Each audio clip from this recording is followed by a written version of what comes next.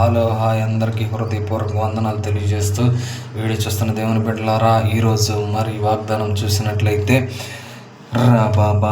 స్తోత్రం యేసయ్య వందనాలు చెప్పండి. యేసయ్యకు వందనాలు. అలాగే మరి ఫిలిప్పీలు రాసిన 2వ పత్రిక 16వ వచనంలో, అట్టి జనం మధ్యన మీరు జీవవాక్యమును చేత పట్టుకొని లోకమందు జ్యోతుల వలె ఉండాలంటున్నాడు. జీవవాక్యం చేత పట్టుకొని జ్యోతుల వలె ఉందురుగాక. మీరు దేవుడు చేత దీవించబడి ఆశీర్వదింపు వెలిగింపబడదురుగాక. చీకటి ఎలాగైతే వెలుగొస్తే చీకటి మాయమైపోద్దు, నువ్వు అలాగా ఉండునుగాక. దేవుడు నిన్ను దీవించి ఆశీర్వదించి నీ ప్రతి ఒక్క సమస్యను యేసునామములో, అప్పుల బాధలు, రోగము, నడినెత్తి నుంచి అర్రికాల దాకా రోగం స్వస్థపరచబడదుగాక. వీడు చూస్తున్న దేవుని బిడ్డలారా, నీ అప్పుల బాధలు, నీ రోగం యేసునామములో తీర్చబడునుగాక.